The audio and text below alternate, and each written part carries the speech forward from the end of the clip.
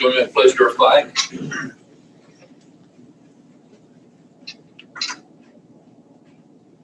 I pledge allegiance to the flag of the United States of America and to the republic for which it stands, one nation, under God, indivisible, with liberty and justice for all.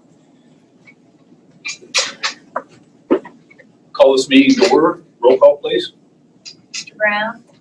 Here. Mr. Fisher? Present. Stallings? Present. Mr. Pepper? Present. Mr. Lau? Present. Okay, we'll move into new business, and I'm going to turn it over to Mr. Summers so he can explain things as we get down through here. Okay, so for a little bit different tonight, and talking to Mr. Lapp, I'll read through most of the agenda where he normally did. That way our camera can kind of stay focused on the same person all the time. And I'll try to be as loud as I can. I know we have some people that are watching this that are friends with Christy. So if you're watching it and you can't hear us, text her phone, and we'll try to keep our volume up so anybody that's out there viewing this can hear us. First thing we have under new business, I'm going to read a policy, or it's actually not a policy, it's a resolution to suspend a policy for tonight. And we will use this suspension basically as long as we have to have these remote type board meetings. What we will be suspending is, in our board policy, we allow public participation in our meetings. Because we have a policy that does allow that, but yet we can't do that because of the rule for the number of people that can be in a room. What we need to do before we start down through our board meeting is to go ahead and pass a resolution to suspend that policy. I'm going to go ahead, this policy I'm going to read just so it's clear. Whereas pursuant to Ohio Bill 197 signed into law by Governor DeWine on March 27, 2020, members of the public body may hold, attend, or participate in meetings by means of teleconference, video conference, or by any similar electronic technology.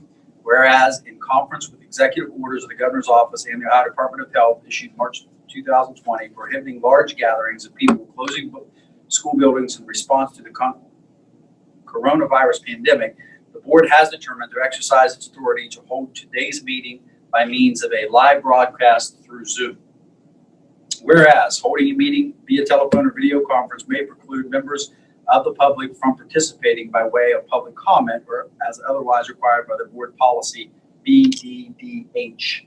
And whereas to ensure compliance with its own policies, the board desires to suspend board policy BDDH for the duration of this meeting.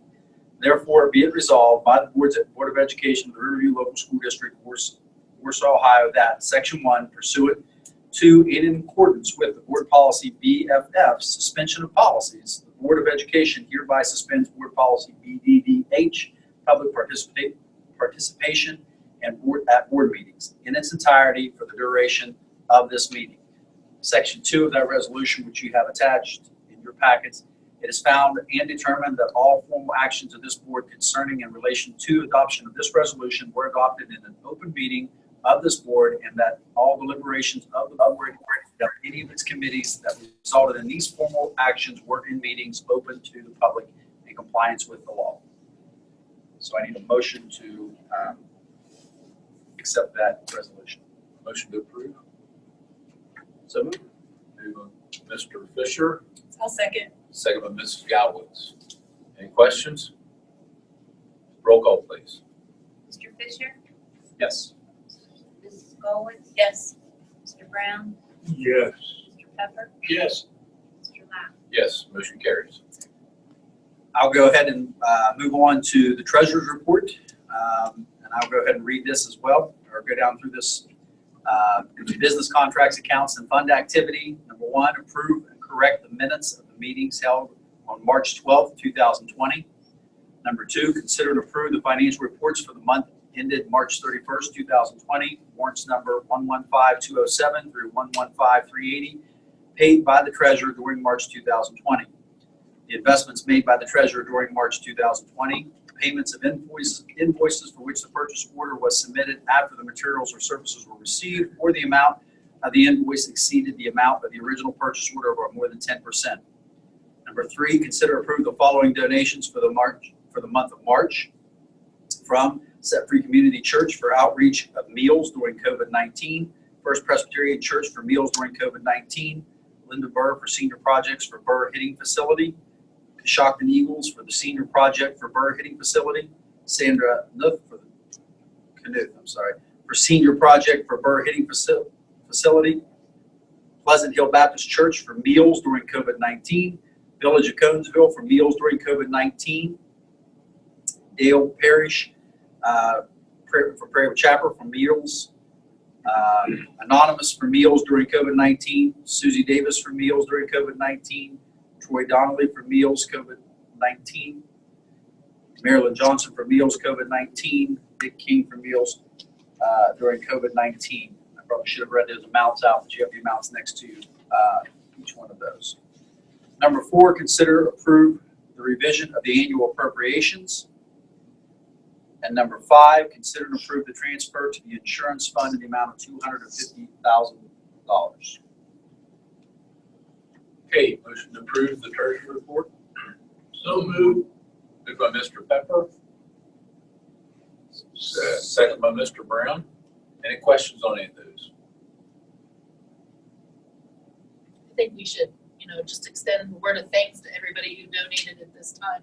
It's a difficult time for everybody in our state and especially our district, so it was really nice to see that people have stepped up to give.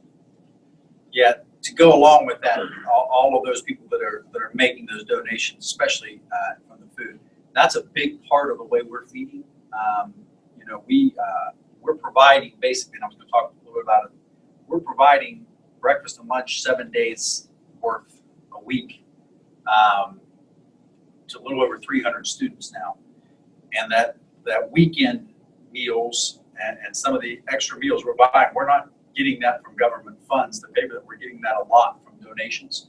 Not only that, a lot of our local churches, if they're not donating cash, they're donating boxes and bags. If you walked in here, you can see how we prepare the boxes all week. Those boxes are getting brought in, and that's how we pack the food. And we also have at our distribution sites, since we don't have people come to our sites, we take them out to different sites. They don't come to the main campus, rather. A lot of our people that man the sites, we actually deliver the food, but we have a lot of volunteers that are outside. We have a lot of our own people that are doing it as well, but a lot that are outside manning those sites as well to distribute that food. So I agree with Ms. Gowitz. It's amazing how in circumstances like this are sometimes what brings communities, the greatest good out of an entire community. So we're definitely thankful for those donations as they're coming in and the volunteers that we're getting for those projects. Any other questions? Roll call, please. Mr. Pepper? Yes. Mr. Brown? Yes. Mr. Fisher? Yes. Mrs. Golowitz? Yes. Mr. Lau? Yes, motion carries. Okay, so I had some adjustments to the agenda. I'm trying to break protocol here. I had a resolution that we were going to try to pass tonight, which was in line with the law. As we all know, there's a lot of legislation that's been passed to kind of alleviate some state mandates and federal mandates that allow schools to continue to operate. We're definitely operating outside of the norm right now in every capacity. One of the I don't know what the term I'm using for. One of the allowances. Thank you. One of the allowances in that was to the board can deem evaluations of employees not practical, because obviously we have 3 months, essentially 3 months out of the school year right now that we're not there and doing an OTES evaluation, a full OTES evaluation, or OPES evaluation, or evaluations in general. It's not practical to do them from home. What we were going to do tonight was I was going to have a resolution where we essentially were going to find all of those to be impractical and not do them for the 2019-2020 year. That may still be a move we want to make. What I'm trying to adjust and verify and get a good handle on is how many evaluations we actually had completed in the entirety. It's a much smaller percent of the ones we didn't, because an OTES evaluation is not just a one-time come in and evaluate. It's an all-year process with several meetings, several walkthroughs, several observations, and test scores. There's all kinds of factors in it. Because we're in a situation right now, to be quite honest, where we have a levy that's looming, and we know that if that levy does not pass, we are going to be forced to lay off several employees. The community knows that. We've been saying that for quite some time. Those layoffs, or sometimes they're called RIFs, reductions in forces, are directly linked, can be directly linked to evaluation status as well. That law came into effect a few years ago where that became part of a RIF procedure. So right now we are working with Riverview Education Association, the RVA, very well. Actually, Molly and I were on the phone, Mrs. Warkirk and I were on the phone probably an hour ago. It wasn't much more than an hour ago, trying to decide what, not only are we wanting to follow the law, but we're also trying to look at this in a way that treats our employees as equal as we possibly can, and giving everybody making sure that everybody's rights are protected. Because as you go into that, with that being a possible reality, we want to make sure that nobody is getting, that we follow the right procedures, basically. So what I'm going to do, rather than pass this resolution or have this resolution out, that was the adjustment on the agenda, is I'm just kind of notifying the board that it is the board's prerogative to deem evaluations non-practical or unpractical and can't be done. We're going to have to do that at some point, because there's no way to get. But until I really nail down the best procedure and work with our association, I think it's always better to work with them on the front end than us trying to solve a problem on the back end. Just know that that's, if not, then probably an action will be on our very next board meeting that is going to clarify that more and determine how we go follow through with that. Any questions about any of that? There was also, and obviously there was potentially an interim review that went with that, but until we get that ironed down, I did not want to rush into it tonight, I guess was the big thing. There were still some questions at 5:30 tonight. Ms. Warkirk and I were trying to find answers out to, so that's why we're going to be doing that on. But I want it to be known that is definitely something that has to take place. Not only whether the levy passes or not, we have to make that decision, because there are going to be several people that are not going to be able to be evaluated. I mean, it's just not going to be able to happen. So we'll probably do that at our next time we meet together. Okay. If no questions, I'll move on. We obviously don't have recognition of public or public participation, so going to the superintendent's report. You have in front of you, I've listed some things, and I've got some detail to come under, especially when we get to the coronavirus update. First is Union Elementary. We had deed in hand. We had everything ready to go. We met with our realtor. We were scheduled to go out in a few days with him to go through the building to decide, just like as we talked at the last meeting, about how to set up the auction for that. And I believe the next day or the day after, within 2 days, everything was shut down. And I've talked to the realtor company, and they are shut down completely at this point. There are no auctions really taking place right now, and so therefore we are unfortunately on hold. We finally had all of the paperwork we needed to proceed, set up our meeting, had it ready to go, and so now the sale of the Union Elementary is now on hold until we can get the state up and running again. So we're kind of at the mercy there with that. Nothing more I can say about that. We are mowing it. I was hoping not to have to do that in the spring, but we're going to still keep it mowed. Still have people that live out there that are checking on it. So I'll keep you updated on that as soon as we can get the realtor back in. Yes. One question. If need be, will the state extend our year?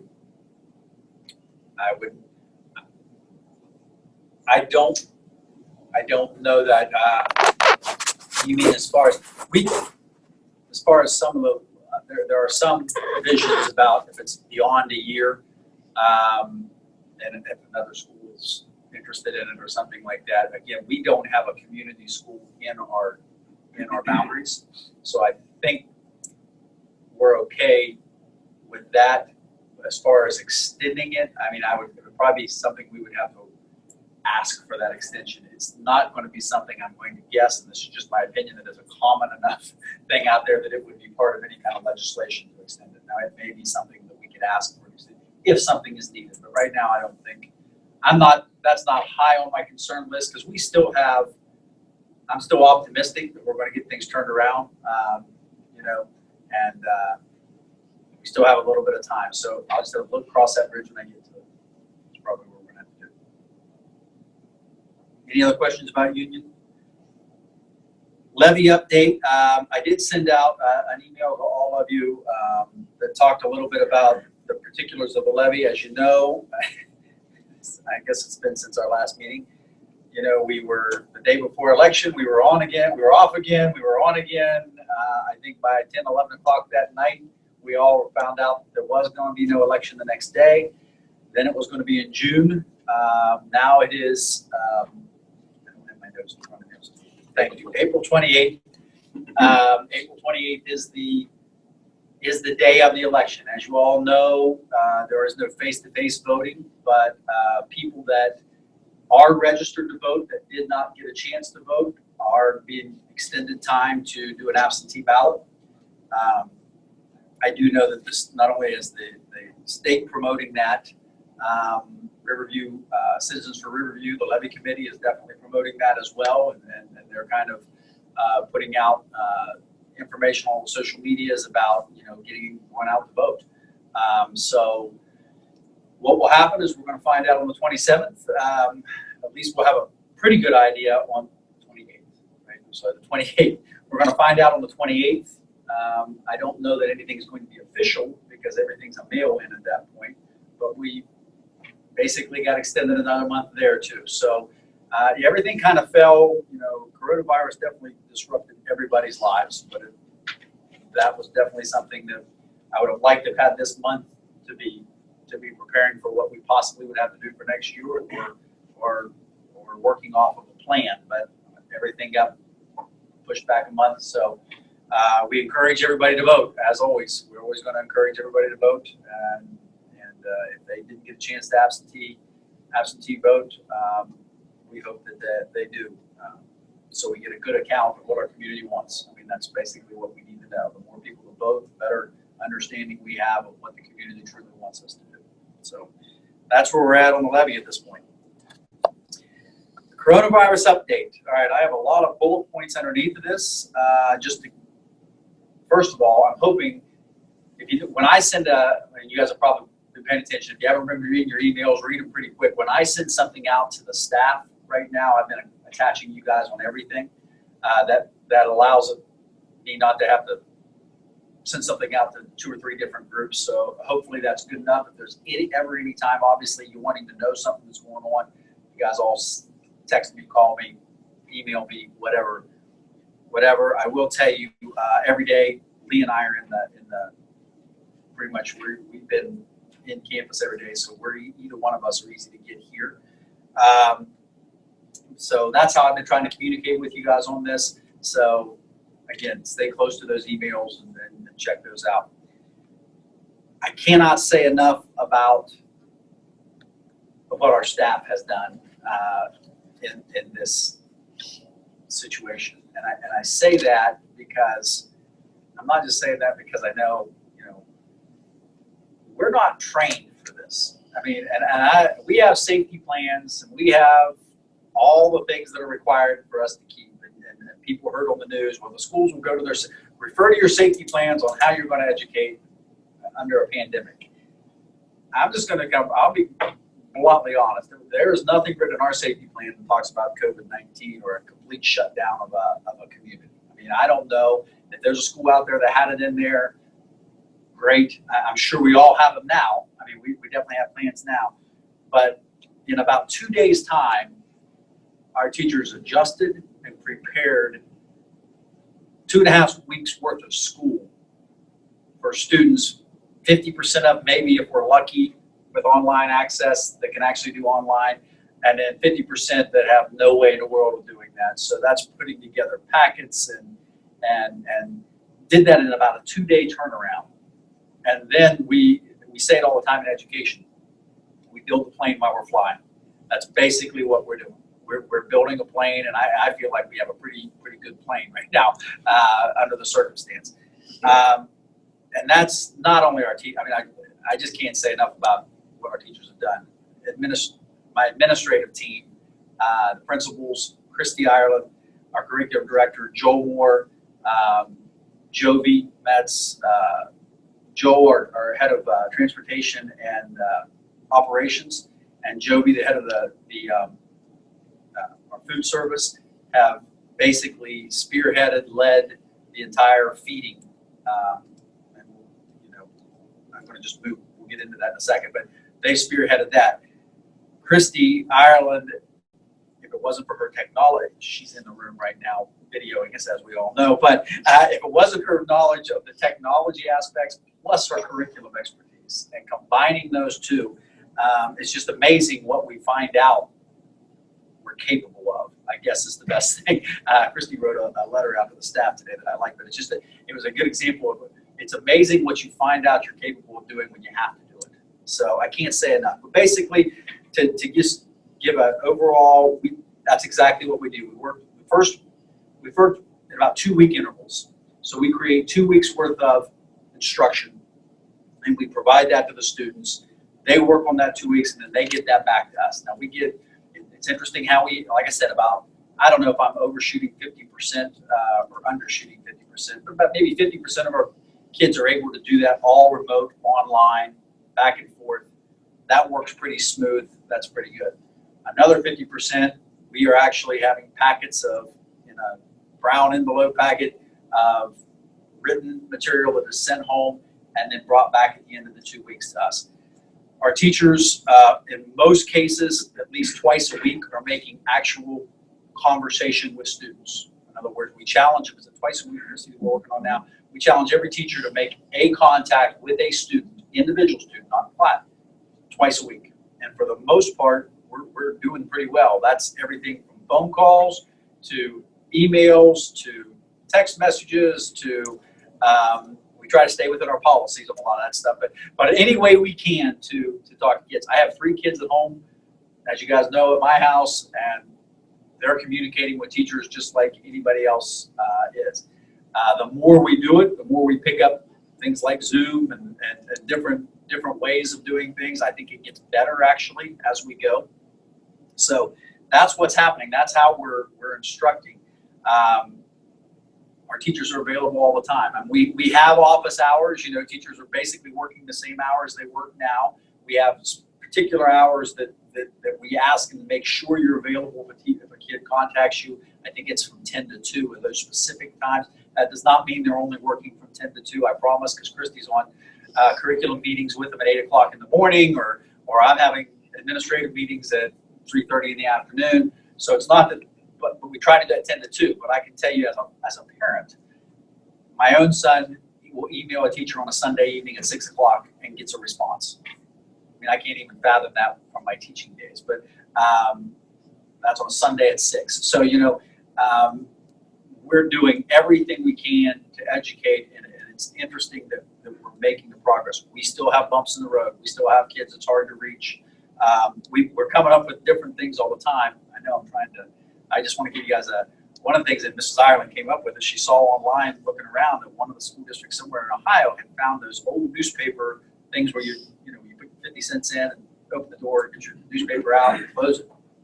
We thought, boy, if we had about 30 of those to put in front of all of our schools, and that way if somebody can't come in on a packet drop-off day and they can just drop their packet off, we can let it sit in there for a couple of days.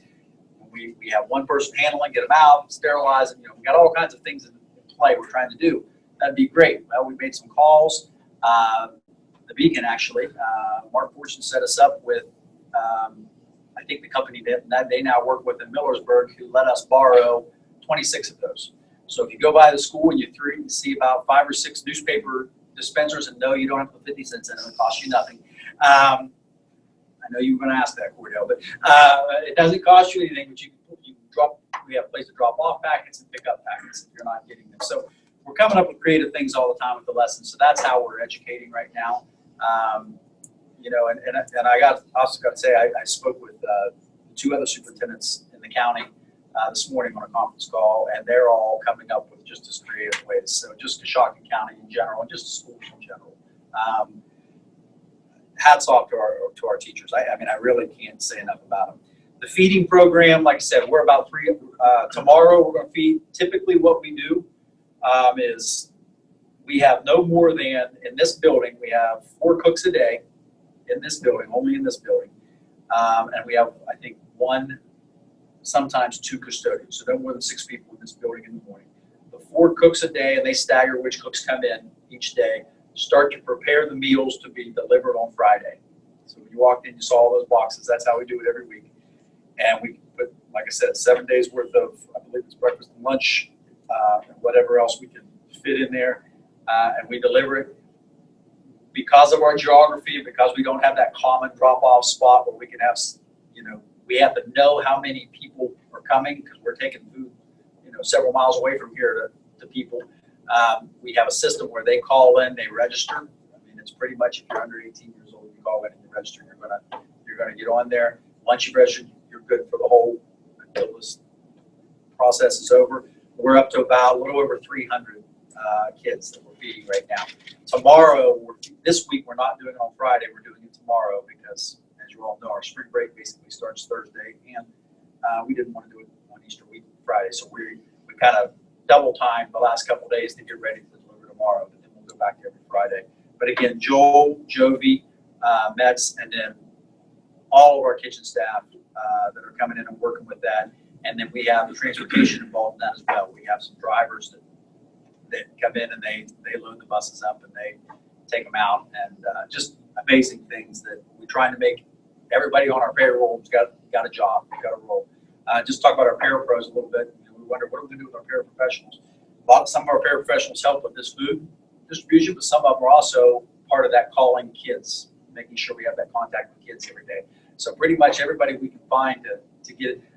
My kids the other day got a postcard from their bus driver. Just a postcard. That's not something we send out those bus drivers to say, make sure you send kids postcards. But they got a nice postcard with a note from the bus driver saying, miss seeing you, a nice note, you know. That's the kind of things that are going on. I think we have to make sure people know. Prom, that's a big question. Is there a prom? Is there not a prom? Well, prom has obviously been postponed.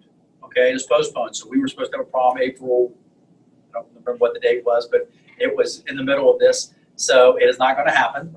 We did not cancel the prom. I do not want to cancel the prom. I want kids to know that we are going to do everything within our power to have a prom one way or the other, everything we can. So right now, the best way to say it is we are postponing the prom without a date for it. But as of right now, it is postponed. It takes us to graduation. People want to know, is graduation changed? Graduation is still on the 24th of May. Hasn't changed at all. 7:30, 24th of May. We will keep it there with the high hopes and everything that everything is going to happen. One way or the other, we're going to graduate kids. So I really don't want to say we're going to do it this way or we're going to change it until I know we have to change it. So for right now, graduation is still on the 24th.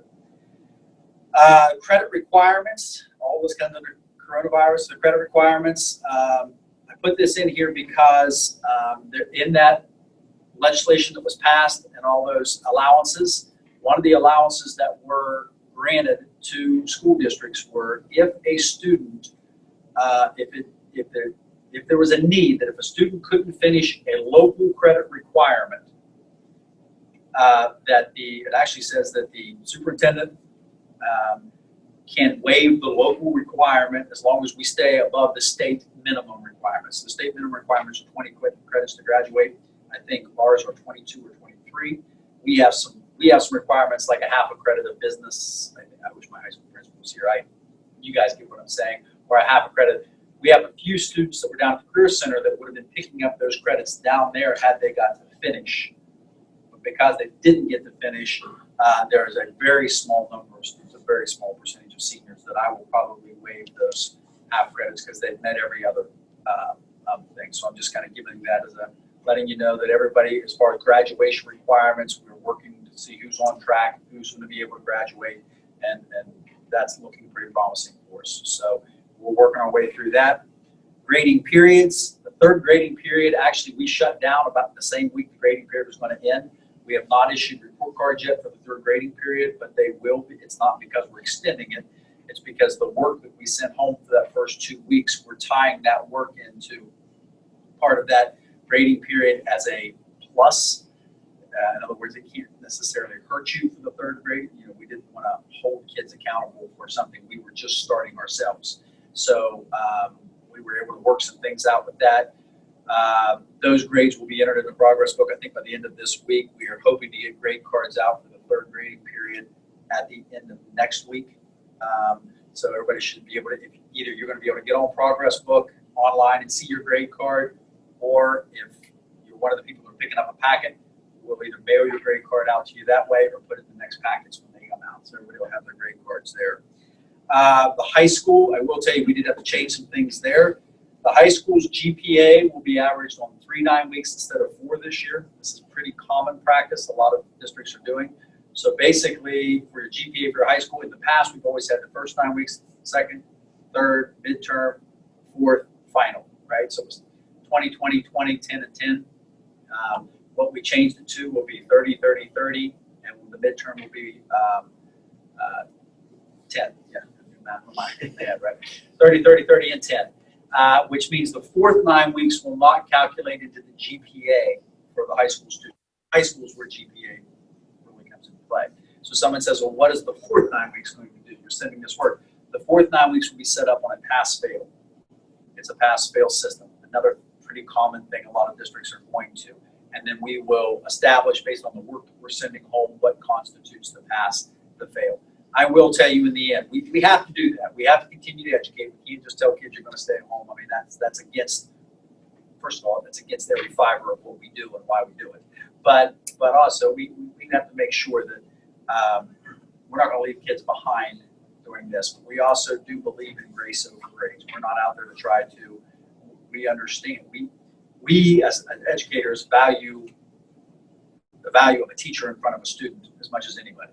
So we know that no matter what we're giving them, you can't top what they get when they come in here and they're with us. So that's the plan for the grading system.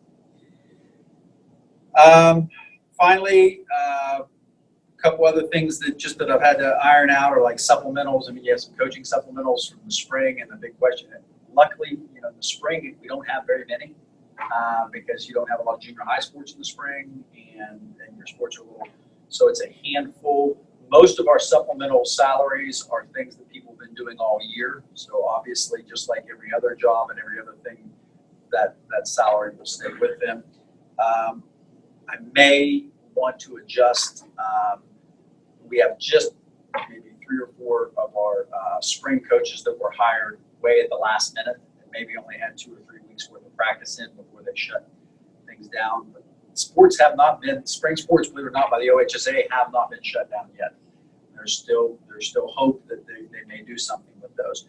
So just know that I may have to make some adjustments in there at supplemental, but for the most part, if you've been ahead, most of our head coaches and varsity assistant coaches were hired last July, and we know that they have workouts and weight rooms and things all year long. Not to mention, they too are staying in contact electronically with the students, and even though we can't have them on our property doing any kind of practices and stuff, they are keeping in communication with the kids. We may, if this continues to, as the weather is breaking now, and we haven't had a lot of people working, like I said, I don't put more than 3 or 4 people in a building, or 4 to 5 people in a building at once is the idea. As the weather breaks, we will start bringing some custodial staff back in because they can work in big buildings, only 2 or 3 of them. Plus, there's a lot of outside work that can be being done. The mowing has to be kept up. We may start doing some of our summer jobs now because I think we can do that safely. Like I said, you go to Keene Elementary, you have 2 custodians in that entire building. Let alone, I think we may live together. So I think that they can get, I think they're husband and wife. So I think, but the point is we can keep those things going. So we'll start using those. And again, that's kind of an essential.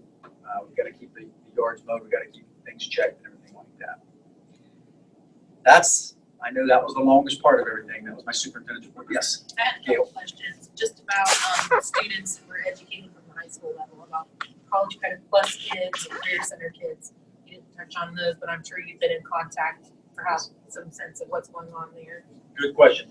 For your college, first of all College Credit Plus kids that are in college classes, their grading scale goes with the college. So when you go to I was talking about our 3 quarters and all that, that applies to everything but a College Credit Plus student. I have a son that's in a College Credit Plus class right now. He's still under the requirements of whatever Zane State has. And then, of course, a lot of them are a lot more remote learning, and they have a lot more, they're already using a lot of that anyway.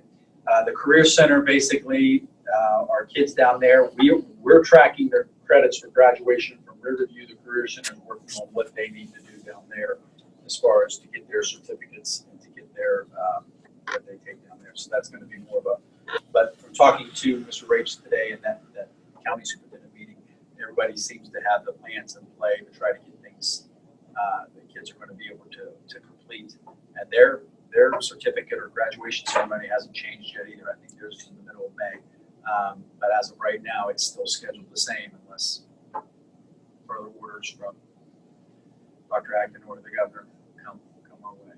And my other question had to do with the fact that the election had been moved to April 28th, and then our next scheduled board meeting was, I think, May 14th. I didn't know if we needed to do anything between or before that, if we're going to talk about the evaluation process being suspended. Or Here's what I would do. That's a good point. This is what I would say. Be on call.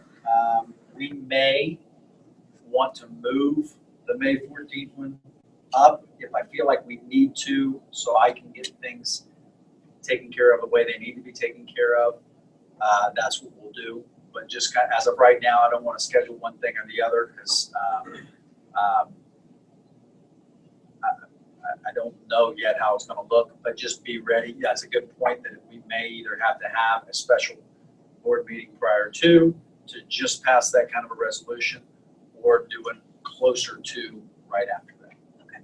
The sooner, but again, I want to know for sure what I have to do. We want to know that determines the time sensitiveness to it. Okay. Anything else under the superintendent's report that I can answer? Just kudos to the staff because, you guys just picked it up right from day one. And some stuff I've been reading, a lot of schools waited 2 or 3 weeks, Yes. and now they're behind the 8 ball. There were. The staff is just tremendous here, so thank you. Thank you. I can't even. Christy and I talk about it. It's just amazing. Just you're probably the hardest thing that I'll have to say this. The hardest thing to get the staff that's been hard for Christy and I, especially when we're kind of communicating with the staff, is we never want to say tone it down a little bit or back off a little bit because we're always wanting to raise the bar, and our kids always come to the bar. And the higher you raise the bar, eventually kids get to the bar. But trying to say, there's a lot going on right now. So when you're planning your lessons for 2 weeks, it's almost like we said the other day. I mean, whatever you got planned, cut it in half. Cut it in half until we test the water. I mean, that's hard. That's because that's changing our message. We go from saying push, push, push, raise the bar, work, go. Now tone down a little bit. But what is amazing is they're not toning it down. They're just, I think we're finding a different way, a different way of doing that. I got on Facebook the other day and saw we had 2 teachers that were doing a cooking lesson from home, making cupcakes and teaching fractions with cupcakes from the kitchen. They were just live streaming, and they had their entire 2nd or 3rd grade, I can't remember what, 3rd grade class pretty much tuned in watching this, talking about teaching fractions. So give a teacher a task, and the creativity is unbelievable. So I agree. Echo that. Kudos to them.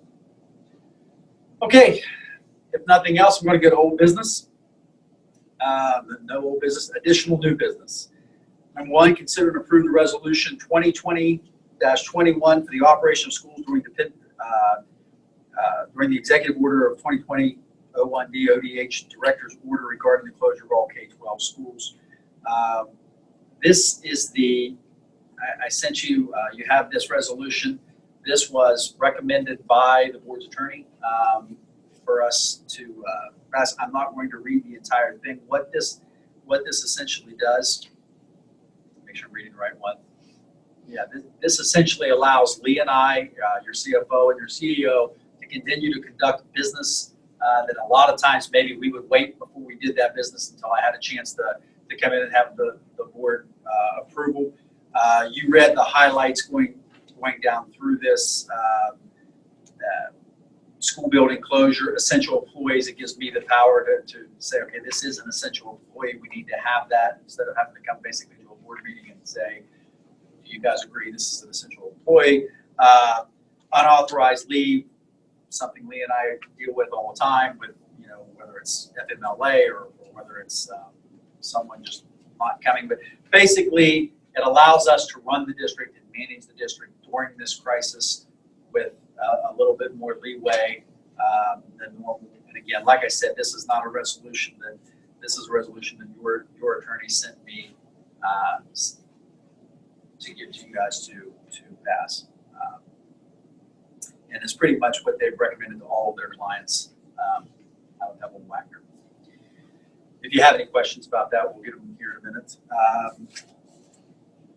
Number two, consider approve the resolutions 2020 to provide the making up of school hours.